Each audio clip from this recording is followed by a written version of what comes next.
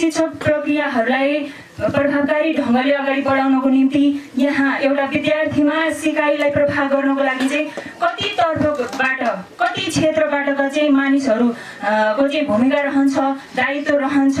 हामी यहाँ जुन जुन क्षेत्रबाट पनि जति व्यक्तित्वहरू हामी जम्मा भएका छौँ, यो के को लागि भन्दाखेरि समग्र शैक्षिक पक्षलाई चाहिँ बलियो बनाउनको निम्ति हो। यहाँ कुनै पनि आफ्नो व्यक्तिगत स्वार्थको निम्ति अथवा आफ्नो व्यक्तिगत फाइदाको लागि चाहिँ केही पनि यो कार्यहरू भएको होइन। तसर्थ विद्यार्थीहरूलाई सिकाइमा चाहिँ उकास्नको निम्ति हाम्रो भूगोल, हाम्रो वातावरण, हाम्रो स्थानलाई चाहिँ बुझेर एउटा अब्बल अनि असल विद्यार्थी निर्माण गर्नको लागि चाहिँ हामी कतिजना क्षेत्रको चाहिँ देन हुन्छ, कति भूमिका रहन्छ भन्ने कुरा पक्कै पनि यो हामी अवगत हुन्छौँ। हामी यस स्थानमा चाहिँ जुन जुन स्थानहरूबाट चाहिँ हामी यहाँ आबद्ध भएका छौँ त्यसको निम्ति भनेको एउटै कुरा हो, शिक्षण सिकाइलाई माथि बढाउने। देशमा जति पनि अगाडि गइरहेका विद्यालयहरू रहेका छन्, शैक्षिक संस्थाहरू, तिनीहरू पनि कुनै आकाशबाट खसेका होइनन्। हामी जस्तै शिक्षकहरूले नै कार्य गर्नु भएर सिकाइ प्रक्रियालाई अगाडि लैजानु भएको हो, तसर्थ हामी पनि गर्न सक्छौँ। यो रुबी भ्याली पनि त्यति धेरै कमजोर छैन। हामीले जुन अहिलेको यो शैक्षिक सुधार कार्यक्रम अन्तर्गत रहेर हाम्रो जुन मस्यौदा लेखन भएको छ, यहाँ उल्लेखित भएका विषयवस्तुहरू अन्तर्गतका जुन एउटा महत्त्वपूर्ण पक्ष भनेको हाम्रो स्थानीय पाठ्यक्रम निर्माण। अब म सानो मान्छेले चाहिँ यो ठुलो कुरा गर्न लागेको होइन, तसर्थ म एउटा सिकारु पनि हो। मैले सानो कुरा के भन्न चाहे भने हामीले पनि पहिला जुन म शीतललेक गाउँपालिकामा कार्यरत हुँदाखेरि एउटा स्थानीय पाठ्यक्रम निर्माण गर्ने भन्ने कुरा आयो, तर कारणवश 1-1.5 वर्षसम्म त्यो कुरामा मात्रै सीमित रह्यो। तसर्थ काम गर्दा गर्दै त्यसलाई चाहिँ गर्न सक्ने अवस्था रहेन। त्यो कुरा आउने बित्तिकै पनि अब पाठ्यक्रम अन्तर्गतको चाहिँ जुन हाम्रो कक्षा 8 कक्षासम्मको चाहिँ स्थानीय विषय जुन 100 पूर्णाङ्क को चाहिँ हाम्रो आफ्नै विद्यालयले चाहिँ त्यसलाई आफ्नो स्थानीय सरकारले चाहिँ परिचालन गर्न पाउने व्यवस्था छ।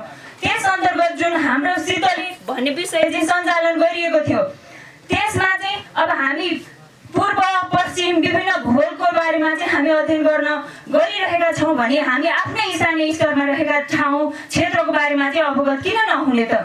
हाम्रै स्थानमा रहेका यति अब यो रुबी भ्याली त हाम्रो समग्र हाम्रो धादिङ जिल्लाको मात्रै नभइकन हाम्रो देशकै एउटा नमुना गाउँपालिका, यहाँको भूगोल सुन्दरता, यहाँको प्राकृतिक वातावरणको लागि त हाम्रो नेपालभरि नै अहिलेको यो सञ्चारको माध्यमले गर्दा परिचित प्रख्यात हुन पुगेको छ। बिस्तारै यहाँको गतिविधि, यहाँको अवस्था त अन्य स्थानहरूसँग तुलना गरेर हामी सकिँदैनौँ, त्यो कुरा त समयले नै बताउने छ। तसर्थ मैले के कुरा भन्न लागेको भने हाम्रो जुन यो स्थानीय पाठ्यक्रम छ, हामी पूर्व पश्चिम नेपालको बारेमा, देश विदेशको बारेमा, अन्तर्राष्ट्रिय जगतको बारेमा हामी अध्ययन गर्छौँ, डेटा अपडेट गर्छौँ, त्यहाँको तथ्याङ्क सङ्कलन गर्छौँ, हामी घोक्छौँ, कण्ठ गर्छौँ। हाम्रो स्थानीय विषय अन्तर्गत रहेर निर्माण गर्ने हाम्रो यो यस गाउँपालिकाको चाहिँ स्थानीय पाठ्यक्रम अन्तर्गत हाम्रो रुबी भ्याली विषय भयो भने जुन हामीले कक्षा 8 सम्म पनि परिचालन गर्न सक्छौँ, तसर्थ हाम्रो 3 कक्षासम्म त अनिवार्य रूपमा छँदै पनि छ। हाम्रो स्थानीय भाषालाई चाहिँ उजागर गर्नको निम्ति हाम्रो जातिगत आधारमा पनि भाषागत आधारमा पनि हाम्रो बाहुल्यता रहेको कारणले गर्दाखेरि नै जुन हाम्रो तामाङ लिपि चाहिँ हाम्रो स्थानीय भाषाको रूपमा परिचालन भइसकेको छ।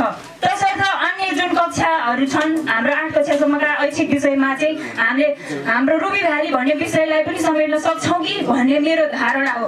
किनभने हाम्रो यस रुबी भ्याली स्थानमा रहेको चाहिँ हाम्रो पर्यटकीय स्थल, धार्मिक स्थल, जुन भूगोलहरू रहेका छन्, यति सुन्दर ठाउँहरूको बारेमा हामी आफ्नै स्थानीय पाठ्यक्रम प्रयोग गर्न सक्छौँ कि यदि पालिकाले चाहनु भएको खण्डमा साथमा साथ, हातमा हात दिनु भएको खण्डमा हामी गर्न सक्छौँ भन्ने यो मेरो व्यक्तिगत धारणा हो। तसर्थ मेरो बुझाइ अलिक कम हुन पनि सक्छ र यति भन्दै गर्दाखेरि एउटा विद्यालय बन्नको निम्ति, एउटा असल गुरु बन्नको निम्ति, असल अभिभावक बन्नको निम्ति, असल विद्यार्थी बन्नको निम्ति, साथै असल एउटा समुदाय, सिङ्गो समुदाय र राष्ट्र बन्नको निम्ति चाहिँ एकैचोटि राष्ट्र मात्रै बनेको देख्न चाहने होइन कि गिटी हुँदै ढुङ्गा हुँदै बालुवा हुँदै माटो हुँदै र एउटा जब बनेर गइसकेपछि मात्रै एउटा सुन्दर धरोहरा चाहिँ खडा हुन सक्छ। तसर्थ यसलाई जगैबाट चाहिँ लैजानु भएर जुन हाम्रो यस पालिका शाखाबाट हाम्रो स्थानीय सरकारवालाले कदम चाल्नु भएको जुन शिक्षालाई माथि लानको लागि चाहिँ यति प्रयास गर्नुभयो। नयाँ योजना हाम्रो स्थानीय स्तरको लागि नयाँ योजना पनि हो, हाम्रो स्थानीय तहको निम्ति पहिलो प्रयास पनि हो जस्तो लाग्छ मलाई।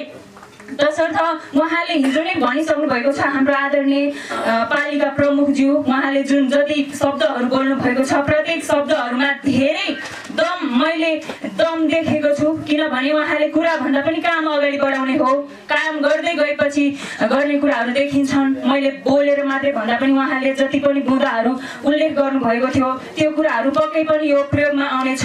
र मेरो व्यक्तिगत विचारमा चाहिँ जुन अन्य